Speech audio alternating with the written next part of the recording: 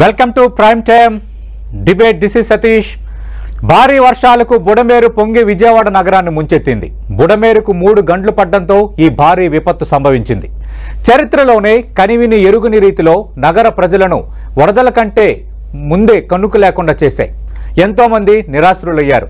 తినేందుకు తిండి దొరక్క, తాగేందుకు నీళ్లు లేక నానా అవస్థలు పడ్డారు. అయితే వరదల సమయంలో బుడమేరు గండ్లు పూడ్చేందుకు ఏపీ జలవనరుల శాఖ మంత్రి నిమ్మల రామానాయుడు చేసిన కృషి అందరినీ ఆకట్టుకుంది. ఏకంగా ముఖ్యమంత్రి చంద్రబాబుతో సహా సహచర మంత్రులు, ఎమ్మెల్యేలు ప్రజల నుంచి ఆయనకు అభినందనలు వెల్లువెత్తుతున్నాయి. మరి ఈ కష్టం ఫలితం ఎలా ఉండబోతోంది? బెజవాడ భవిష్యత్ ఏంటి? ప్రజలు సేఫేనా? మాట్లాడబోతున్నాం ఏపీ జలవనరుల శాఖ మంత్రి డాక్టర్ నిమ్మల రామానాయుడు గారితో. నిమ్మల రామానాయుడు గారు, నమస్తే సార్. నమస్తే అండి. రామానాయుడు గారు, ముందుగా మీకు అభినందనలు.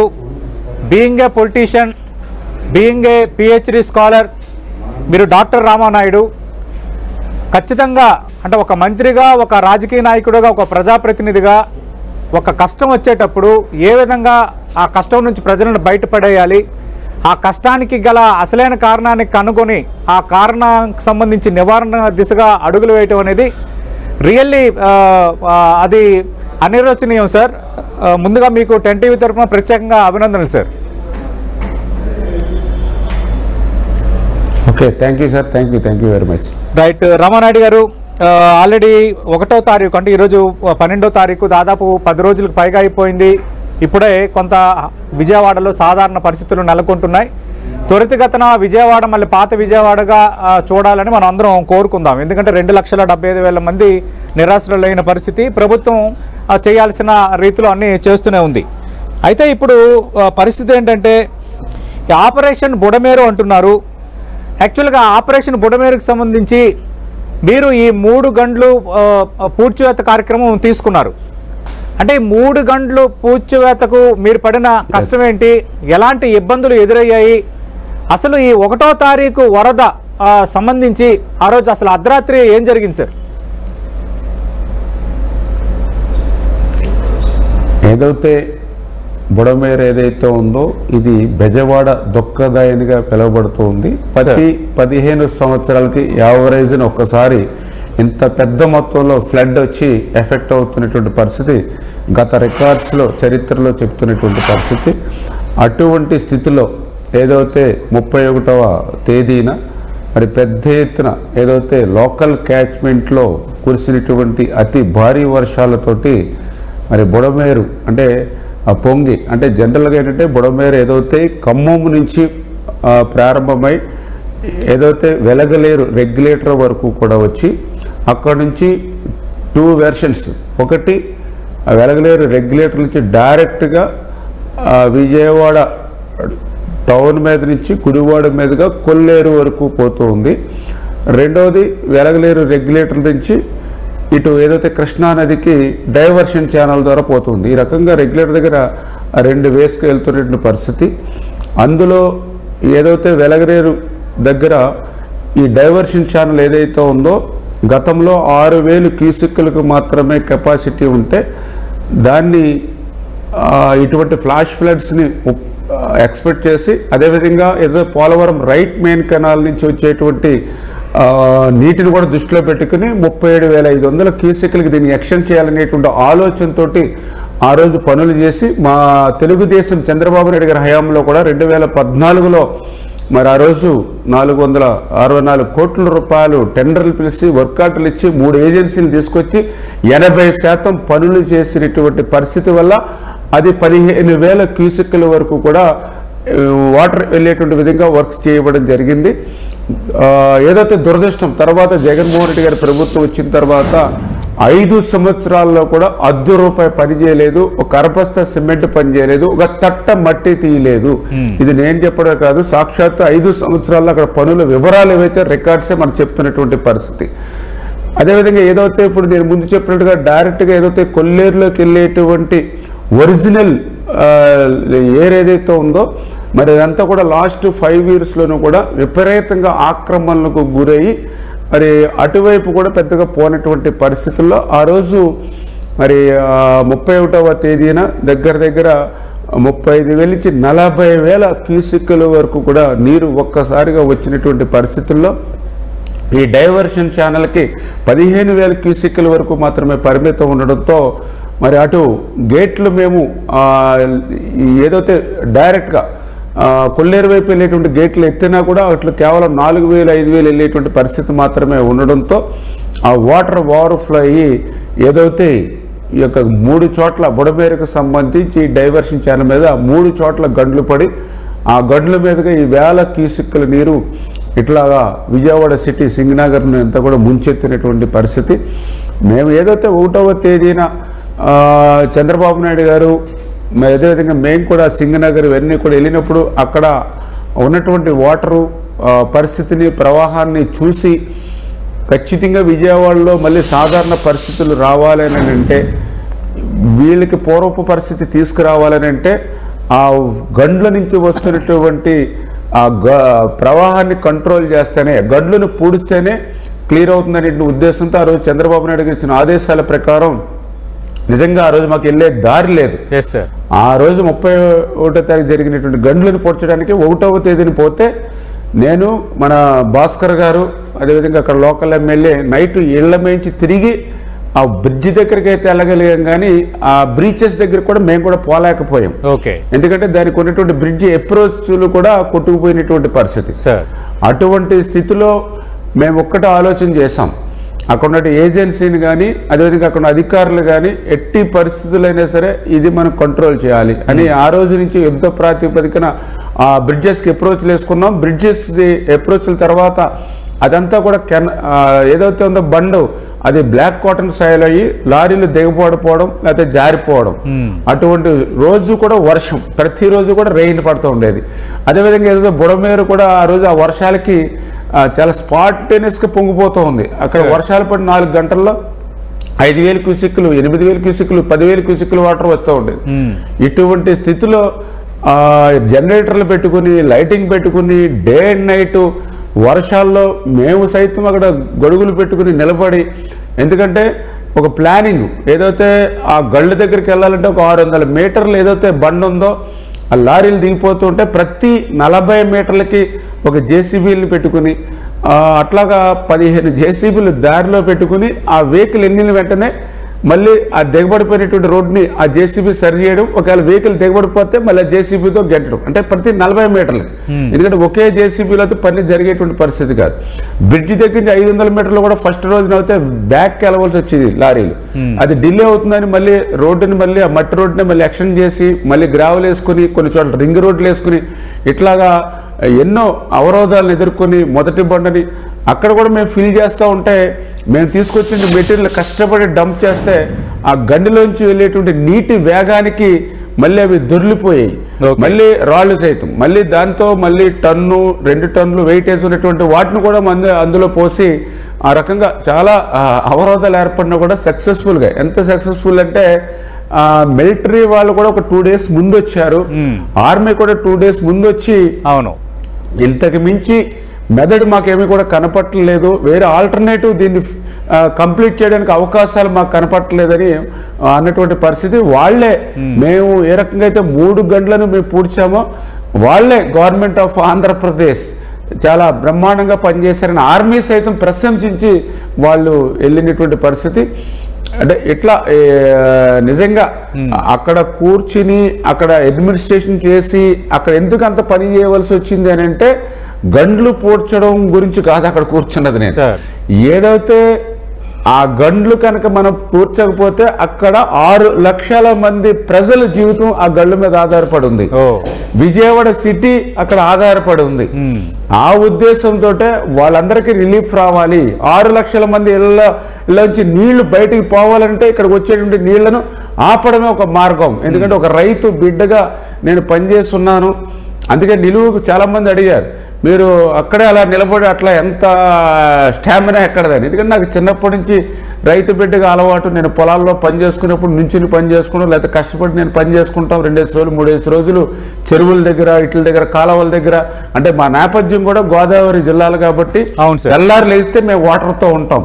ఇప్పుడు ఈ రోజు కూడా దగ్గర 15 లక్షల క్యూసికల్ ఫ్లడ్ ఉంది మా గోదావరి.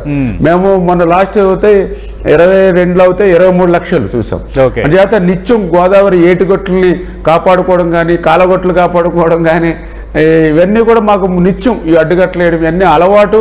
అలాగే కష్టపడి నిలబడి పనిచేయడం వ్యక్తిగతంగా నేను కూడా రైతు బిడ్డగా నాకు అలవాటు కాబట్టి ఆ రకంగా పనిచేయడం. అందులో కూడా నాకు ఇన్స్పిరేషన్ చంద్రబాబు నాయుడు గారు. ఎందుకంటే 74 సంవత్సరాల వయసులో ఆయన 2 గంటలు కూడా పడుకోకుండా ఆయన పనిచేస్తూ ఉన్నారు. నిజంగా ఆయన కృషి, ఆయన కష్టం ఫలించాలని అంటే గంటలు పొడ్చాలి.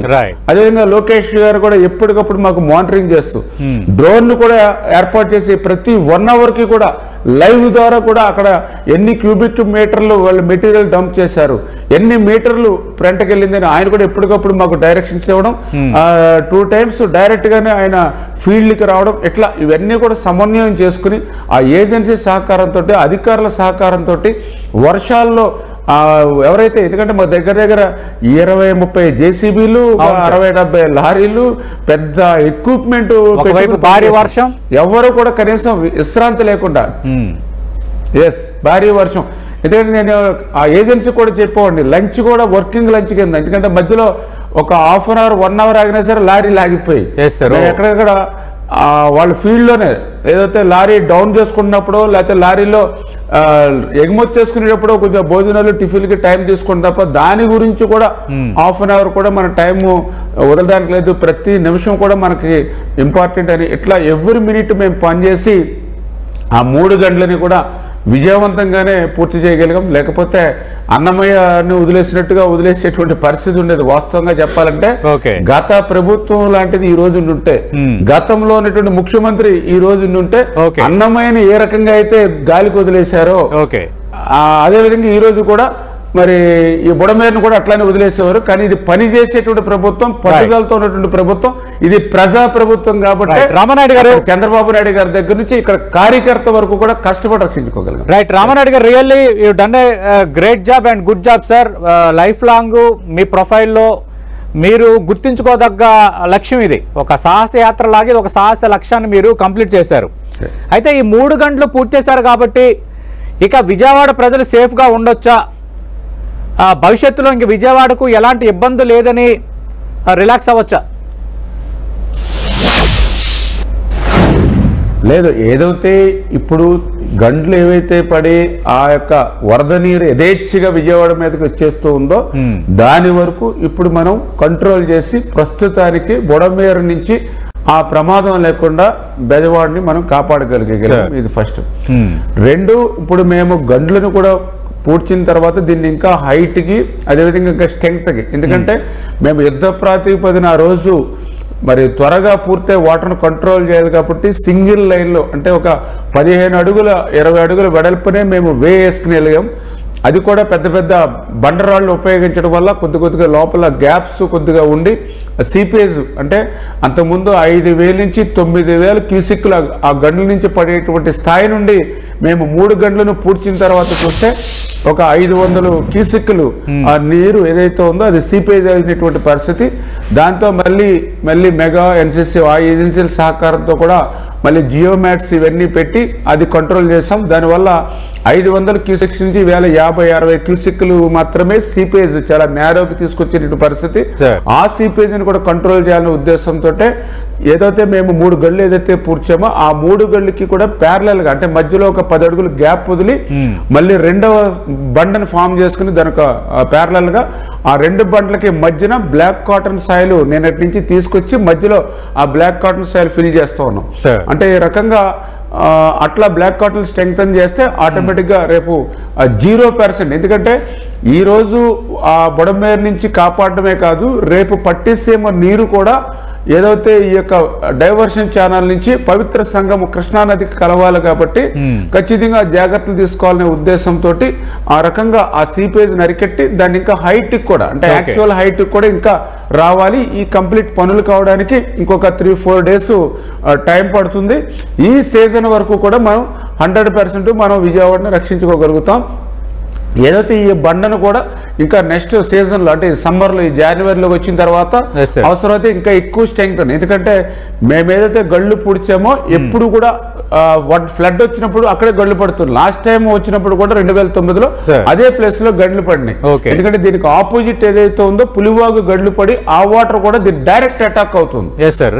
రేపు నెక్స్ట్ సీజన్ అంటే ప్రెసెంట్ ఇమీడియట్లీ క్లోజ్ చేసాం. రేపు నెక్స్ట్ డిసెంబర్ నుంచి జనవరికి ప్లాన్ చేసి అక్కడ ఏదైనా సిసి వాల్ లాంటిది స్ట్రాంగ్ గానే ఫామ్ చేసుకోవాల్సి ఉంటుంది. ఈ వరకు గండ్ల వరకు సెక్యూరిటీ చేసుకున్నా కూడా మీరు చెప్పినట్లుగా ఫ్లడ్ కంట్రోల్ చేయాలంటే ఈ గండ్లు పొడ్చడం ఒక్కడితోటే పూర్తయ్యేది కాదు. ఏదైతే ఖచ్చితంగా ఏదైతే ఈ యొక్క 15,000 క్యూసిక్ల సామర్థ్యం ఉన్నటువంటి డైవర్షన్ ఛానల్ ని ఏదైతే 37,500 క్యూసిక్లకి పెంచాలని ఏదైతే గతం తెలుగుదేశం ప్రభుత్వం ఏదైతే ఆ రోజు శాంక్షన్లు ఇచ్చి వర్క్ చేయడానికి మొదలుపెట్టిందో దాన్ని మనం కంప్లీట్ చేయాలి. అదేవిధంగా రెండవది ఏదైతే యొక్క హెడ్ రెగ్యులేటర్ నుంచి ఓల్డ్ ఛానల్ అంటే ఏదైతే విజయవాడ సిటీ మీదుగా గుడివాడ మీదుగా కొల్లేరు ఏదైతే పోతూ ఉందో అవును రెండో ఛానల్ అదంతా కూడా ఆక్రమణకు గురైనటువంటి పరిస్థితి. అదే మెయిన్ ఛానల్ సార్, యాక్చువల్గా ఒరిజినల్ ఛానల్ అది. ఒరిజినల్ ఛానల్ ఆక్రమణకు గురవడంతో ఆ ఒరిజినల్ ఛానల్ కూడా ఎంత మేర ఆక్రమణకు గురైంది ఇరిగేషన్ ల్యాండ్ అనేది అంతా కూడా ఐడెంటిఫై చేసుకుని ఆ ఒరిజినల్ ఛానల్ ను కూడా మనం ప్రక్షాళన చేసినట్లయితే దాని నుంచి కూడా ఒక 10,000-15,000 క్యూసిక్. రైట్ సార్, ఇప్పుడు మీరు ఇప్పటివరకు చేసింది ఒక ఎత్తు, చాలా కీలకమైన ఘట్టమే, అది కాదనటం లేదు. కానీ ఇప్పుడు మీరు చేపట్టబోయేది ఆపరేషన్ బుడమేరు. అంటే ఆపరేషన్ బుడమేరు చేయాలంటే ఆపరేషన్ కొల్లేరు చేయాలని చాలా మంది అంటున్నారు. రెండోది ఇప్పుడు ఆపరేషన్ బుడమేరు కూడా పొలిటికల్ ఆక్యుపేషన్స్ అనేవి చాలా ఎక్కువగా ఉన్నాయి. అలాగే ఆపరేషన్ కొల్లేరుకి సంబంధించి 2005లో ఒక ప్రయత్నం జరిగిన తర్వాత కొన్ని కారణాల వల్ల అది ఆగిపోయింది. ఇప్పుడు ఆపరేషన్ కొల్లేరు పరంగా మనం తీసుకుంటే పార్టీలకు అతీతంగా చాలా మంది అక్కడ చేపల చెరువుల్ని ఈ విధంగా రకరకాల ఆక్రమణలు జరిగిపోయాయి. సాధ్యమవుతుందా? మీరు ఏం చేయబోతున్నారు సార్? ఏం ఎక్స్పెక్ట్ చేయొచ్చు?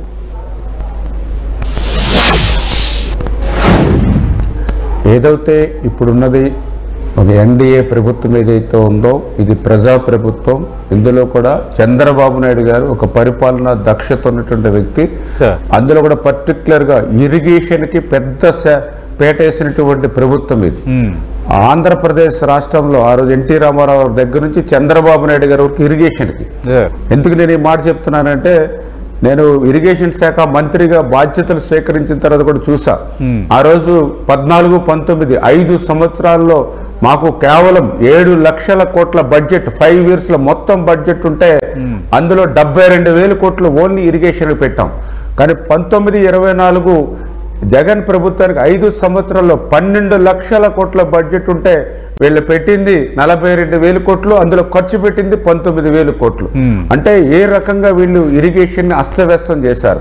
ఈ రోజు ఏదైతే ఆపరేషన్ బుడమేరు ఆపరేషన్ కొల్లేరు అని మనం మాట్లాడుతూ ఉన్నాం. ఇటువంటి పరిస్థితి ఇటువంటి దుస్థితి ఎందుకు వచ్చింది? ఎందుకంటే ఈవేళ ఏదైతే ఇప్పుడు మనం చెప్పుకున్నాం ఈ యొక్క బుడమేరు ఛానల్కి సంబంధించి ఈ యొక్క గండ్లు పడడానికి కానీ ఏదైతే విజయవాడలో నీరు నిలబడడానికి కానీ 100% జగన్మోహన్ రెడ్డి కారకుడు. ఇది నేను పొలిటికల్ గా మాట్లాడలా. ఏదైతే మొన్న ఆ వరద నీటిలో నుంచి ఆయన రాజకీయాలు మాట్లాడుతున్నాడు. కానీ ఆ వరద నీరు ఎక్కడి నుంచి వచ్చింది? ఎందుకంటే మేము ఆ రోజు చాలా క్లియర్ గా చూడండి 464 కోట్ల రూపాయలు ఆ రోజు 2014లో మేము జీవో ఇచ్చి మేము పనిచేసాం. 2019లో బ్యాలెన్స్ వర్క్లు ఇంకా ఉంటే దానికి ఒక 200 కోట్ల రూపాయలు మళ్ళీ ఎక్స్టెన్షన్ కూడా ఇచ్చి ఏజెన్సీలకి టెండర్లు ఇచ్చి పనులు చేసాం. మరి ఇట్లా 14-19లో బుడమేరుకు సంబంధించినటువంటి ఈ పనులు చేస్తే నువ్వు చేసినటువంటి ఘటన ఏంటి? ఇక 2020 జీవో నెంబర్ 365 2020 198 వర్కులు రద్దు చేశారు. ఈ రద్దు చేసినటువంటి 198 వర్కుల్లో బుడమేరుకు సంబంధించి 5 వర్కులు ఉన్నాయి.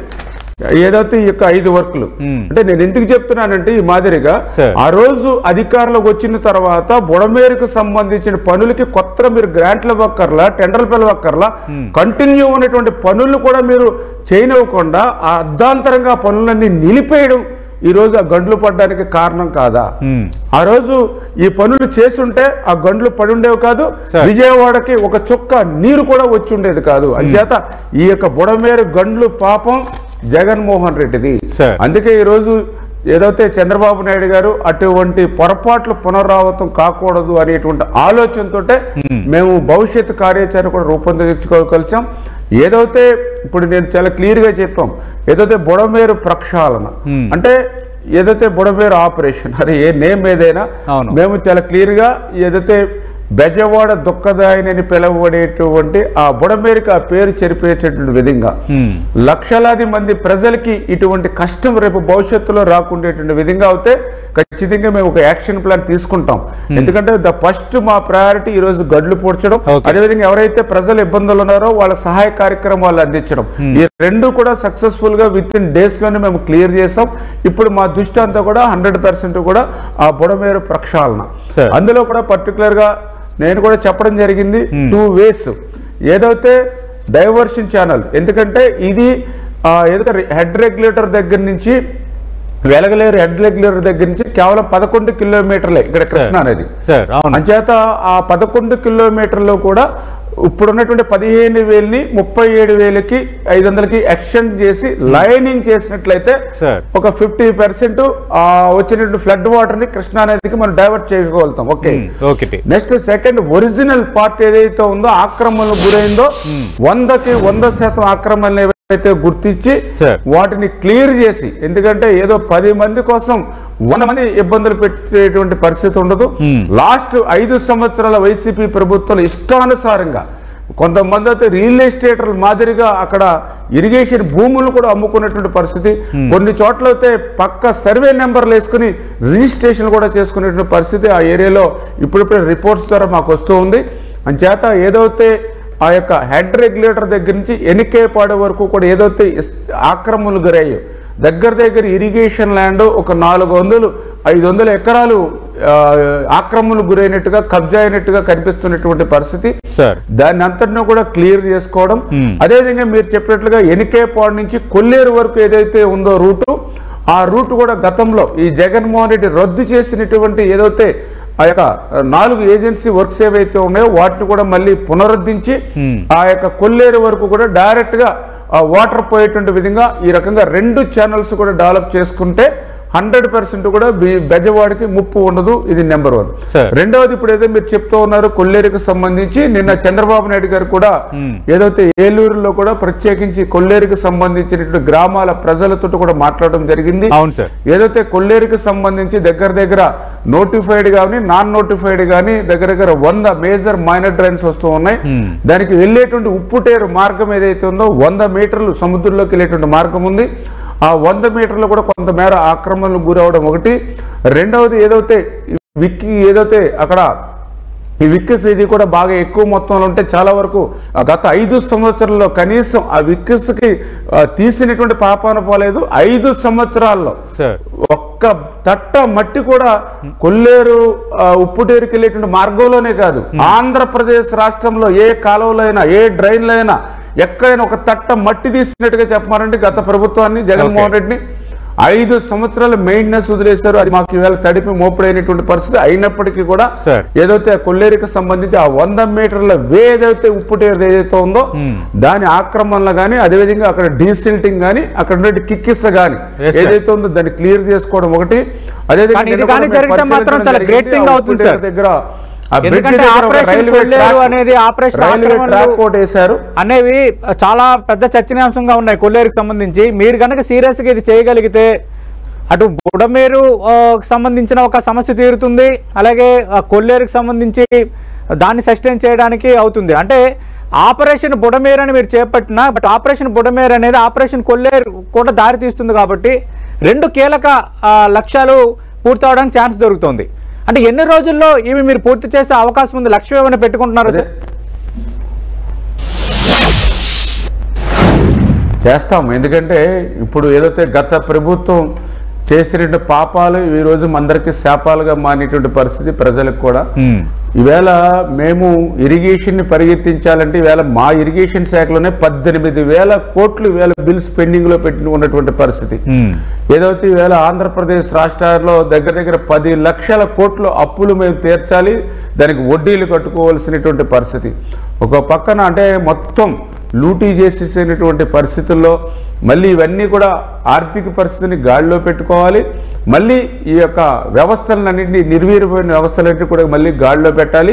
ఇందాక మీరు ఏదైతే చెప్పారో నిన్న కూడా పరిశీలిస్తే ఆ కొల్లేరుకి సంబంధించి మేజర్ గా అక్కడ ఒక రైల్వే ట్రాక్ కూడా నిన్న గమనిస్తే ఏదైతే 100 మీటర్స్ ఉంటే అందులో 4 వాళ్ళు ఏదైతే పిల్లర్స్ వేశారు, ఒక్కొక్క పిల్లర్ కూడా 15 మీటర్ల వెడల్పు ఉంది. అంటే 4 పిల్లర్స్ అంటే 4 15 60 అడుగులు, అంటే 50% ఆ పిల్లర్స్ తోటే. అంటే వాళ్ళు ట్రైన్ వెళ్ళేటువంటి మార్గాన్ని చూసుకున్నారు కానీ కింద వాటర్ వెళ్ళేటువంటి మార్గాన్ని వాళ్ళు పట్టించుకునే పరిస్థితి.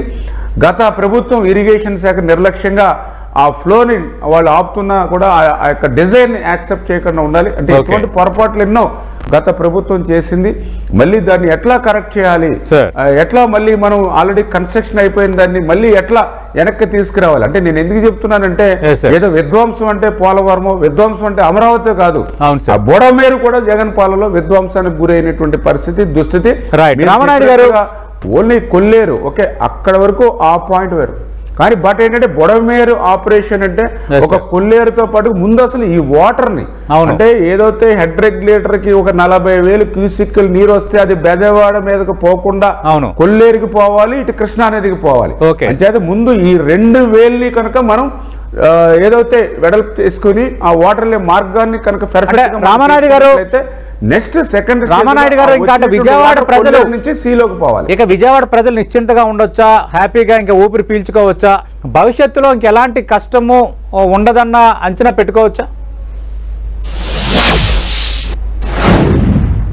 100%. ఎందుకంటే ఏదైతే ఈ సీజన్కి అయితే 100% కూడా ఇప్పుడు బెజవాడకి ఇమ్మీడియట్లీ వచ్చినటువంటి ముప్పు అయితే ఏమీ లేదు, బుడమేరు యొక్క ప్రమాదం ఏమీ లేదు.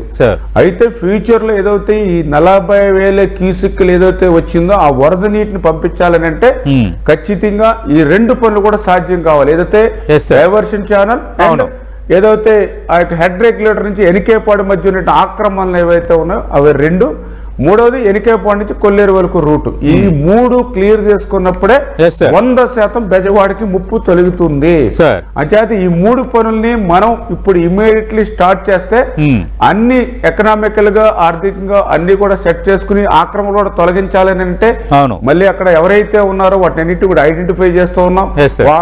అక్కడ ఎవరైనా మరీ పేదవారు ఉంటే కొన్ని మోసపోయిన వాళ్ళు కూడా ఉన్నారు, వాళ్ళు ఎట్లా మళ్ళీ ఎక్కడైనా మళ్ళీ వేరే ఏదైనా సైట్ ఇచ్చి వాళ్ళు డైవర్ట్ చేసుకోవడం, మరి అక్కడ అవన్నీ కూడా ఏదైతే ఉన్నాయో ఒక ఆపరేషన్ పెట్టుకుని కొట్టేయడం, ఇవన్నీ కూడా ఒకదానికొకటి లింక్ అయినటువంటి వర్క్స్.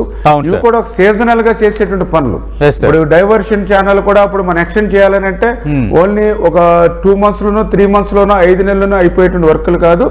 కానీ ఇది ఫస్ట్ ప్రయారిటీ పెట్టుకుని ఎంత తొందరగా వీలు పడితే అదే వీలుగా ప్రయారిటీ పెట్టుకుని. ఎందుకంటే నేను కూడా గోదావరి వరదలు చూసాం, కానీ ఇంత ఎఫెక్టివ్. ఎందుకంటే మాకు ఏదైతే పోలవరం దగ్గర నుంచి నరసాపురం వరకు గోదావరి పోటెత్తినా కూడా ఎన్నేక లంక గ్రామాలు వరద నీటిలో మునిగినా కూడా 1000, 2000, 3000 వరకునే గ్రామాలు ఎఫెక్ట్ అవుతూ ఉంటాయి. అక్కడ తహసీల్దార్లు, విఆర్ఓలు, అక్కడ ఉన్న పీపుల్ వాళ్ళు సహాయ కార్యక్రమాలు చేస్తాం. కానీ బుడమేరు ఏంటంటే దగ్గర 5 లక్షల నుంచి 6 లక్షల మంది ప్రజలు చాలా తక్కువ ప్లేస్ లో ఎఫెక్ట్ అవుతూ ఉన్నారు. 5 లక్షల ఫుడ్ ప్యాకెట్లు ఇవ్వాలంటే విజయవాడలో తయారు చేసే పరిస్థితి లేదు. చంద్రబాబు నాయుడు గారు చుట్టుపక్కల జిల్లాల నుంచి అటు ఏలూరు, కాకినాడ, వెస్ట్ గోదావరి, ఒంగోలు ఇట్లా జిల్లాల నుంచి ఫుడ్ ప్యాకెట్లు తేవడం, అదేవిధంగా వాటర్ బాటిల్స్ 10 లక్షల వాటర్ ప్యాకెట్లు పెర్ డే కావాలి. అంటే నేను ఎందుకు చెప్తున్నానంటే ఇన్ని లక్షల మంది ఒక్క చోటగా ఉండి కష్టాలు పడుతూ ఉన్నారు కాబట్టి ఖచ్చితంగా దీన్ని ప్రయారిటీ పెట్టుకుని భవిష్యత్తులో ఆ బుడమేరు ప్రమాదం, ఆ బుడమేరు ఆందోళన విజయవాడకు లేకుండా చేయాలనేది మా ప్రయారిటీ ప్రకారం పెట్టుకుని. మంత్రి గారు ఖచ్చితంగా మీ లక్ష్యం త్వరితగతిన పూర్తవ్వాలి, ఇంకా విజయవాడ ప్రజలు ఇంకా పూర్తి స్థాయిలో నిశ్చింతగా ఉండాలని ఖచ్చితంగా మనస్ఫూర్తిగా టంటీ కూడా కోరుకుంటుంది. ఇక ఇంకో కీలకమైన ఇష్యూ ఏంటంటే కృష్ణానదికి సంబంధించి ప్రకాశం బ్యారేజ్ సంబంధించి 100 ఏళ్లలో ఎప్పుడూ లేనంతగా 11,47,000 క్యూసెక్ల నీరు వచ్చింది. సాధారణంగా మనం చూస్తాం అంటే 1,00,000 క్యూసెక్లు దాటిన వెంటనే దాన్ని మనం సముద్రంలోకి వదిలే పరిస్థితి. ఈ 11,47,000 క్యూసెక్లు అంటే దాదాపు 9 ఏళ్ల వరకు సరిపోయేంత వాటర్ ఇది. అంటే భవిష్యత్తులో ఈ స్థాయిలో క్యూసెక్ల వాటర్ అంటే ఇంత మించి క్యూసెక్ల వాటర్ వస్తే వాటిని రిజర్వ్ చేయడానికి అటు తాగునీరు అవసరాలకు కానీ సాగునీరు అవసరాలకు కానీ రిజర్వ్ చేయడానికి ఏమైనా ప్లాన్ రచిస్తున్నారా? దానికి ఏమైనా ప్లాన్ ఉందా? గతంలో ఒక 3 పాయింట్లలో రిజర్వాయర్ టైప్ చిన్న ప్రాజెక్ట్స్ కట్టాలన్న ఆలోచన గతంలో జరిగింది. దానికి మళ్ళీ ఏమైనా మీరు తుది రూపం ఏమైనా ఇవ్వబోతున్నారా?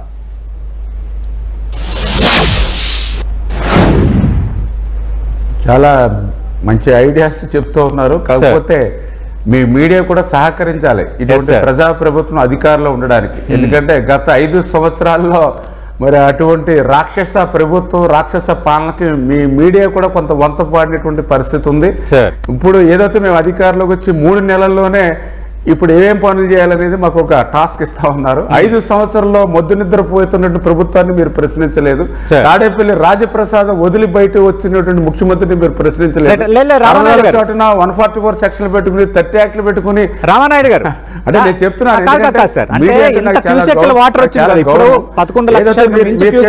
వచ్చింది కాబట్టి ఇది ఖచ్చితంగా మనకి సాగునీరు అవసరాలకు ఉపయోగపడేదే. ఎందుకంటే కృష్ణా గుంటూరు కృష్ణా డెల్టా 100% దానికి మీరు ఏమైనా ఆలోచన చేస్తున్నారనేది నా ప్రశ్న. ఓకే 100% ఆ మీడియా కోఆపరేషన్ కూడా కావాలనే దృక్పథంలో నేను చెప్తూ ఉన్నా. ఏదైతే మీరు చెప్పినట్లుగా ఈ కృష్ణా నది మీద చాలా డ్యామ్స్ ఉన్నాయి. అసలు మీకు ద ఫస్ట్ టైం ఇంత ఫ్లడ్ ఇంత రావడం ఎందుకంటే ఆల్మెట్టి, జోరాల, శ్రీశైలం, నాగార్జున సాగర్, తర్వాత పులిచింతల మనం తీసుకున్నాం. అసలు ఇన్ని డ్యామ్స్ ని తట్టుకొని కిందకే వాటర్ రావడం అనేది చాలా రేర్. అందుకే అసలు గోదావరి వాటర్ ని మనం ఏదైతే ఈ యొక్క రైట్ మెయిన్ కెనాల్ ద్వారా ఈ యొక్క కృష్ణా నదికి తీసుకురావడానికి కారణం ఏంటంటే కృష్ణా నదిలో వాటర్ అవైలబిలిటీ కిందకు వచ్చేటప్పుడు తగ్గిపోతుంది అనేటువంటి ఆలోచనతో ఇది చాలా రేర్గా. అందులో కూడా ఏదైతే మొన్న మాకు శ్రీశైలం నుంచి వచ్చినటువంటి వాటర్ ఫ్లడ్ టైంలో ఒక 5 లక్షలు మాత్రమే వస్తే దగ్గర 6 లక్షల క్యూసెక్కుల నీరు లోకల్ క్యాచ్మెంట్ నుంచి మొన్న మాకు వాతావరణ శాఖ వాళ్ళు చెప్తూ ఉన్నారు. ఏదైతే 2 నెలల్లో కురవలసినటువంటి వర్షం 24 అవర్స్ లో పడింది. అంటే ఇట్లా రేర్ గా వచ్చినటువంటి పరిస్థితి. అయితే ఇప్పుడు మనకు అవకాశం ఉన్నంత వరకు కూడా ఏదైతే ఈ రెయిన్స్ లో వచ్చినటువంటి ఫ్లడ్ వాటర్ ని ఇప్పుడున్నటువంటి ప్రాజెక్టులన్నీ కూడా క్యారీ చేసినటువంటి పరిస్థితి. దానికి భౌగోళికమైన పరిస్థితులు కూడా అంటే ఇటువంటి ఫ్లాష్ ఫ్లడ్ వచ్చినప్పుడు కూడా దాన్ని ఇంకా నిలుపుదల చేసుకోవడానికి ఏమైనా అవకాశాలు ఉంటే తప్పనిసరిగా అవి కూడా పరిశీలన చేసుకుని మరింత ఆ స్టోరేజ్ని పెంచుకోవడానికి కూడా అవకాశాలు చూస్తాం. అందులో భాగంగానే చంద్రబాబు నాయుడు గారు కూడా ఆలోచన చేస్తూ ఉన్నారు. ఏదైతే రిజర్వాయర్స్ని ఇంకా మనం నాగార్జున సాగర్ పై నుంచి కూడా రిజర్వాయర్స్ని కూడా మనం ఏర్పాటు చేసుకుని రాయలసీమకి భవిష్యత్తులో ఒక కరువు రహిత ప్రాంతంగా మార్చాలనేటువంటి ఆలోచనతో ముఖ్యమంత్రి గారు కూడా ఆలోచన ఉంది. ఖచ్చితంగా ఇటువంటి ఫ్లాష్ ఫ్లడ్స్ వచ్చేటువంటి వాటర్ని యూటిలైజ్ చేసుకోవడంతో పాటుగా ఏదైతే ఈ యొక్క గోదావరి నీటిని కూడా ఒడిసిపెట్టి ఈ యొక్క కృష్ణాకి ఉపయోగించుకునే విధంగా ప్లానింగ్ అయితే చేస్తాం. ఖచ్చితంగా మనం ఇన్ని ప్రాజెక్టులు కట్టినా నేను కూడా చూశాను. ఏదైతే ఇప్పుడు ఈ కృష్ణానదికి సంబంధించి ఒక 60,000 క్యూసెక్కుల వరకు కూడా 60,000 నుంచి 70,000 వరకుగానే మనం వాడుకుంటున్నటువంటి పరిస్థితి ప్రెసెంట్. ఇంకా ఎక్కువ వాటర్ కనుక వచ్చినప్పుడు ఇంకా ఏ రకంగా అంటే రూట్స్ అటు రాయలసీమకి ఇంకా ఎంతవరకు పంపించగలుగుతాం అనేది కూడా ఇవన్నీ కూడా యాక్షన్ ప్లాన్ కూడా తీసుకుని భవిష్యత్తులో మరింత సిస్టమ్ కూడా డెవలప్ చేయడానికి ఉన్న అవకాశాన్ని కూడా ఖచ్చితంగా పనిచేస్తాం. రైట్ రామానాయుడు గారు, ఎంత వరద సంబంధించి ఇంత చర్చ జరుగుతున్నా మధ్యలో ఈ బోటు ప్రమాదం, ప్రకాశం బ్యారేజీలను బోట్లు ఢీ కొట్టడం, ఇది కుట్రని మీరు అనటం, ఇది కుట్ర కాదు మా మీద పొలిటికల్ వెండాట రాజకీయం అని వైఎస్ఆర్ కాంగ్రెస్ పార్టీ అంటే ఇది ఒక కొత్త చర్చకు దారితీసింది. అంటే నిజంగా దీని వెనక కుట్ర కోణం ఉందా? ఆధారాలు లేకుండానే కావాలని ఇరికించే ప్రయత్నం చేస్తున్నారని ప్రతిపక్ష వైఎస్ఆర్ కాంగ్రెస్ పార్టీ ఆరోపిస్తోంది. అంటే చాలా క్లియర్గా ప్రకాశం బ్యారేజీ అంటే ఆ రోజు బ్రిటిష్ వారి దగ్గర నుంచి 100 సంవత్సరాలు తర్వాత మన గవర్నమెంట్ ఆఫ్ ఆంధ్రప్రదేశ్ మళ్ళీ బ్యారేజీగా నిర్మాణం చేసిన 70 సంవత్సరాలు 170 సంవత్సరాల నుంచి 13,08,000 ఎకరాల ఆయకట్టుకు సాగునీరు, లక్షలాది మంది ప్రజలకు దాహార్తిని తీర్చేటువంటి బ్యారేజీ ప్రకాశం బ్యారేజీ. అవును సార్. ఎంత దురదృష్టం, ఎంత అన్యాయం అని అంటే మొన్న పీక్ టైంలో మీరు చెప్పినట్లుగా 11,43,000 క్యూసెక్కుల నీరు వరద ఉధృతున్నటువంటి సమయంలో ఒక బోటు కాదు, 2 బోట్లు కాదు, 5 బోట్లు, అందులో కూడా 3 బోట్లు లంకి పెట్టి బోట్లు వచ్చి కొట్టడం. నిజంగా ఆ బోట్లు వచ్చి ఆ కౌంటర్ వెయిట్ని కొట్టడం వల్ల కౌంటర్ వెయిట్ చాలా బలంగా ఉండేటువంటి కౌంటర్ వెయిట్ 17 టన్నుల వెయిట్ ఒక్కొక్క కౌంటర్ వెయిట్. అటువంటి 3 కౌంటర్ వెయిట్లు బద్దలైపోయినాయి అంటే ఎంత ఫోర్స్గా వచ్చింది, ఎంత బలంగా కొట్టింది అనేది మనకు అర్థమవుతున్నటువంటి పరిస్థితి. మేమనేది ఏంటంటే ఆ కౌంటర్ వెయిట్ని కొట్టకుండా దురదృష్టవశాత్తు ఆ పిల్లర్ని కనుక కొట్టుంటే ఈవేళ ప్రకాశం బ్యారేజీ ఉండేది కాదు, కింద 2-3 జిల్లాలు బంగాళాఖాతంలో కలిసిపోయేటువంటి పరిస్థితి. అటువంటి స్థితిలో ఖచ్చితంగా ఈ గవర్నమెంట్ సీరియస్గా ఉంటుంది. అక్కడ 10% తప్పున్నా కూడా క్షమించేటువంటి పరిస్థితి లేదు. ఎందుకు మేము ఆ దర్యాప్తు వేగం చేసి ఎవరైతే అనుమానితులు ఉన్నారో ఎందుకు మేము చెప్తూ ఉన్నారంటే, ఏదైతే బోట్స్ ఏదో యాదృచ్ఛికంగానో లేకపోతే నిర్లక్ష్యంగానో వచ్చిందని అంటే ఒక బోట్ వస్తుంది, లేకపోతే 2 బోట్లు వస్తాయి, లేకపోతే టైం కొంత డిలేలో వస్తాయి. కానీ ఒక్కసారిగా 3 బోట్లు రావడం, అవి కూడా ఒక 3 బోట్లు కూడా లంకి వేసి ఉండడం, ఆ బోటు కూడా 40 టన్నులు వెయిట్ ఉంటే 3 బోట్లు కలిపి అంటే 120 టన్నులకి కలిపి ఉంచడం అనుమానాలు తావిస్తుంది. రెండవది ప్రతి బోట్ను కూడా లంగర్ వేసుకుని దాన్ని రక్షణగా పెట్టుకుంటూ ఉంటారు. బోటు ఖరీదు కూడా 50 లక్షల రూపాయలు. బోటు యజమానికి ఖచ్చితంగా తన ఆస్తి అది. అవును. ఆ పైగా 3 బోట్లు కూడా ఒకే యజమాని. అక్కడ దగ్గర 200 బోట్లు ఉంటే 200 బోట్లలో రానిటువంటిది ఒక్క యజమానియే 3 బోట్లు రావడం, అది కూడా 3 బోట్లు అంటే 1,50,00,000 ఖరీదైన బోట్లని అంత నిర్లక్ష్యంగా వదిలేయడం. పైగా ఒక నెల రోజుల ముందు ఈ బోట్లు ఏదైతే గుంటూరు వైపు ఉత్తరండపాలెం దగ్గర ఉన్నవి ఈ వరదలకు ముందే గొల్లపూడి వైపు తీసుకురావడం. పైగా ఈ బోట్లు కూడా గత వైఎస్ఆర్సీపీ ప్రభుత్వంలో విచ్చలవిడిగా డ్రెడ్జింగ్ అనుమతి లేకుండా కూడా యథేచ్ఛగా ఇసుక ఏదైతే అక్కడ ఉన్నటువంటి వైసీపీ నాయకులు తలసర రఘురాము కానీ, అదేవిధంగా అక్కడ ఉన్నటువంటి ఎక్స్ఎంపీ నందిగం సురేష్ గారు కానీ వాళ్ళ యొక్క సహకారంతో ఏదైతే విచ్చలవిడిగా లూటీ చేసిన బోట్లు అవి. ఎందుకంటే వైఎస్ఆర్ పార్టీ రంగులు వేసుకుని దగ్గర 200 నుంచి 300 టన్నులు శాండ్ ని ట్రాన్స్పోర్ట్ చేసినటువంటి బోట్లు అవి. జాతి ఇవన్నీ కూడా అనుమానాలకు తావిస్తుంది. అంటే ఇది ప్రకాశం బ్యారేజ్ అంటే ఇది ఒక తెలుగు ప్రజల ఆస్తి. ఇది చిన్న తప్పు జరిగినా కూడా క్షమించేటువంటి పరిస్థితి లేదు. అంటే రామానాయుడు గారు ఈ బోటు ప్రమాదం వెనక కుట్ర ఉందన్నది మీరు ఇప్పుడు చెప్తున్న అనుమానాల వరకే ఉందా, లేదంటే ఆధారాలు కూడా దొరికాయి నిజంగా కుట్ర జరిగిందన్న కోణంలో? ఆధారాలంటే జరుగుతూ ఉన్నాయి. ఏదైతే ఇప్పుడు బోట్లని 15 రోజుల ముందే ఇటు తీసుకురావాల్సిన అవసరమే ఉంది. రెండవది లంగర్ వేసుకుని జాగ్రత్త పెట్టుకోవాల్సిన బోట్లని ఎందుకు 3 బోట్లని కలిపి లంకెలు ఎందుకు వేసాడు? 3 బోట్లని కలిపి అంటే దాని స్ట్రెంగ్త్ పెంచడం కోసం. అదేవిధంగా అక్కడ స్థానికులు కూడా వరద ఫ్లడ్ వస్తుంది అంచేత దీన్ని స్ట్రాంగ్ గా లంగర్లు వేసుకోమని హెచ్చరించినా కూడా ఎందుకు అతను నిర్లక్ష్యంగా వదిలేసినటువంటి పరిస్థితి. ఎవరైతే వీళ్ళు యజమాని ఎవరైతే ఉన్నాడో వీళ్ళందరూ కూడా వైఎస్ఆర్సీపీ నాయకులతో రిలేషన్ ఉండడం, వాళ్ళ యొక్క శిష్యులుగా ఉండడం ఒకటి. నెక్స్ట్ వీళ్ళ నేచర్ కూడా ఆ టైపు నేచర్ కావడం. ఎందుకంటే గతంలో కూడా అమరావతి ఏదైతే రాజధాని మీద విషం చిమ్ముతూ ఆ రోజు కష్టపడి 6 కాలం రైతులు పండించిన పంటలను కూడా దహనం చేసినటువంటి చరిత్ర గతంలో వీళ్ళకు ఉంది. కాబట్టి ఆ నేచర్ ఉంది. అంటే ఆ రోజు జగన్మోహన్ రెడ్డి ప్రభుత్వంలో అన్నమయ్య కొట్టుకుపోయింది, ఈరోజు చంద్రబాబు నాయుడు గారి ప్రభుత్వంలో ప్రకాశం బ్యారేజ్ పోయింది అనేటువంటి నానుడికి వీళ్ళు ఏదైనా కుట్రపూరితంగా ఇంత సాహసానికి ఎందుకంటే అధికారం కోసం కుర్చీ కోసం సొంత బాబాయ్ మీద గొడ్డల పోటు వేసినటువంటి వాళ్ళకి ఇది పెద్దగా విషయం కింద వాళ్ళకి కనిపించదు. అటువంటి నేచర్ వాళ్ళ దగ్గర ఉంది కాబట్టి ఈ రోజు పోలీసులు కూడా లోతుగా దర్యాప్తు చేస్తున్నారు.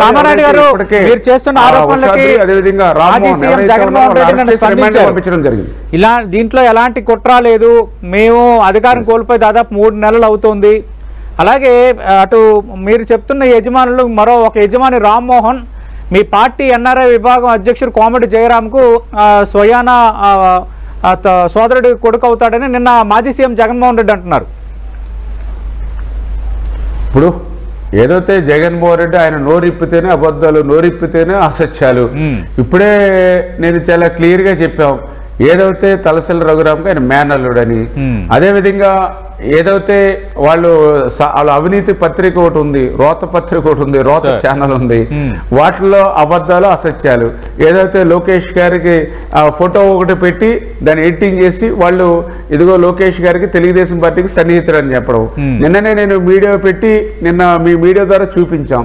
ఏదైతే ఆ యొక్క యాంత్రిక బోటు యజమానుల సంఘం అంతా కలిపి ప్రజా దర్బార్లో లోకేష్ గారిని కలిసి మాకు పనులు లేకుండా అయిపోతూ ఉన్నాయి, మేము నష్టపోతూ ఉన్నాం, మీ పాదయాత్రలో అక్కడ బోట్లు అంటే నేచురల్గా డ్రెస్సింగ్ చేయడానికి అనుమతులు లేవు కాబట్టి నేచురల్గా బోట్ మ్యాన్స్ ఎవరైతే ఉన్నారో వాళ్ళకి అనుమతులు ఇవ్వండి అని చెప్పి వాళ్ళు బోటు యజమానుల సంఘం ఒక 20 మంది సంఘం తరఫున వచ్చి ఒక 20 పేజీల రిప్రజెంటేషన్ నారా లోకేష్ బాబు గారికి ఇస్తే ఆ 20 మందిలో ఈ ఒకడు ఆ బోట్ మెంబర్గా అతనికి రిప్రజెంటేషన్లో ఉంటే ఆ ముక్క కట్ చేసి వీళ్ళు ఇదిగో తెలుగుదేశానికి దగ్గర. అంటే ఇటువంటి అబద్ధాలు అసత్యాలు చెప్పడంలో వీళ్ళు ఎవరికి తీసుకోరు. ఎందుకంటే 2019లో కూడా ఇట్లానే అబద్ధాలు అసత్యాలు చెప్పి అధికారంలోకి వచ్చారు. మళ్ళీ మరొకసారి అటువంటి మాయ చేసి మభ్య పెట్టాలనే ఆలోచనతో జగన్మోహన్ రెడ్డి ఉన్నటువంటి పరిస్థితి దుస్థితి కనపడుతూ ఉంది. ఎప్పటికైనా సరే బుద్ధి మార్చుకుని ఒక ప్రతిపక్షంగా ప్రతిపక్ష హోదా కూడా ఇవ్వలేదు ప్రజలు. ఎందుకంటే వీళ్ళు ముఖ్యమంత్రిగానే కాదు ప్రతిపక్షానికి కూడా పనిచేయడని చెప్పి ప్రజలు ఇచ్చినటువంటి తీర్పుని గౌరవించి వాస్తవంగా మనిషి బ్రతికితే కనీసం రేపు పొద్దుట ప్రజలు ఏదైనా కొంతవరకు ఏదైనా ఆస్వాదించగలుగుతారేమో లేకపోతే అభిమానించగలుగుతారేమో తప్ప ఇట్లా నిత్యం అబద్ధాలు అసత్యాలు చెప్తే ఆ వచ్చినటువంటి 11 సీట్లు కూడా ఇంకొక నెంబర్ కూడా భవిష్యత్తులో మిస్ అయిపోయేటువంటి పరిస్థితి ఉంటుంది. ఏదేమైనా మేము ఒకటే చెప్తూ ఉన్నాం, ఏదైతే ఆ రోజు అన్నమయ్య ప్రాజెక్టు, ఎందుకంటే జగన్మోహన్ రెడ్డి మాట్లాడటంలో ప్రతిపక్ష నాయుడిగా సూచనలు సలహాలు ఇవ్వాలి, కానీ రాజకీయం అంటే విమర్శలు మేము అడుగుతూ ఉన్నాం. మరి ఆ రోజు అన్నమయ్య ప్రాజెక్టు కొట్టుకుపోయి 3-4 గ్రామాలు మరి ఆ రోజు తుడిచిపెట్టుకుపోతే 42 మంది అప్పటికప్పుడు చనిపోతే కనీసం రాజప్రసాద్ వదిలి ఎందుకు అడుగుపెట్టి ఆ రోజు ఎందుకు పరామర్శించలేదు? అన్ని సంవత్సరాలు అన్నమయ్య ప్రాజెక్టుని కనీసం మళ్ళీ దాని నిర్మాణానికి కూడా ఎందుకు నువ్వు ప్రయత్నం చేయలేదు? అంటే నువ్వు అధికారంలో ఉన్నప్పుడు కనీసం కాలు బయటకు పెట్టలేదు. ఈ రోజు ఈ గండ్లు పడి 5 లక్షల మంది ప్రజలు ఇబ్బందుల్లో ఉంటే ముఖ్యమంత్రి దగ్గర నుంచి ఐఏఎస్ ఆఫీసర్ దగ్గర నుంచి మంత్రుల వరకు మరి ఎక్కడికక్కడ డివిజన్ కి అదేవిధంగా ఏదైతే సెక్రటరియట్ కి బాధ్యులుగా ఉండి పగలు రాత్రి కూడా 24 గంటలు మేము పనిచేస్తే నువ్వు మమ్మల్ని విమర్శిస్తూ ఉన్నావు. చేత ప్రజలు కూడా గమనిస్తూ ఉన్నారు ఏ ముఖ్యమంత్రి ఏ రకంగా పనిచేశాడని. ఖచ్చితంగా మాకు కూడా ఆశ్చర్యం కలుగుతుంది. బుడమేరు లాంటి అత్యంత కష్టం నష్టం కలిగించేటువంటి బుడమేరుకి సంబంధించిన వర్కులు కూడా క్యాన్సిల్ చేసినటువంటి నువ్వు, నేను మొన్న చూసా 10 రోజులు బుడమేరులో నుండి పనిచేశాను కాబట్టి అక్కడ చూస్తే ఆ బుడమేరుల మీద 4 బ్రిడ్జిలను ఆ రోజు చంద్రబాబు నాయుడు గారు నిర్మాణం చేస్తే ఆ బ్రిడ్జిలకి కనీసం అప్రోచ్ రోడ్ వేయలేకపోయాడండి జగన్మోహన్ రెడ్డి. బ్రిడ్జిలు నిర్మాణించిన బ్రిడ్జిలకి కనీసం గ్రావెల్ వేసి మట్టేస్తే ట్రాన్స్పోర్టేషన్ వస్తుంది, కనీసం అటు ఇటు బ్రిడ్జి గాలిలో ఉన్నట్టుగా ఉంది, అటు ఇటు అప్రోచ్ చేయలేకపోయాడు. అంటే బుడమేరు మీద కట్టిన బ్రిడ్జిలకి కనీసం కంకరేసి అప్రోచ్ చేయనటువంటి నువ్వు బుడమేరు గురించి వరదల గురించి ప్రకాశం బ్యారేజ్ గురించి మాట్లాడుతూ ఉంటే చాలా ఆశ్చర్యంగా ఉంది. అసలు నీలాంటి వ్యక్తి 5 సంవత్సరాలు ముఖ్యమంత్రిగా ఉండడమే చాలా ఆశ్చర్యంగా ఉన్నటువంటి పరిస్థితి. రైట్. రామనాయుడు గారు, ఇక్కడ ఎంతమంది చనిపోయారన్న దానిపైన చర్చ జరుగుతోంది. విపక్షం మృతులు 150కి పైగా ఉన్నారని కొన్ని ఆరోపణలు చేస్తున్నారు. ఆల్రెడీ ప్రభుత్వం కొన్ని లెక్కలు చెప్తోంది. ఇప్పటివరకు అధికారికంగా ఎఫెక్ట్ అయిన నెంబర్ అయితే 2,75,000 విజయవాడలో. ఎంతమంది మరణించి ఉంటారు సార్ అధికారిక లెక్కలేండి?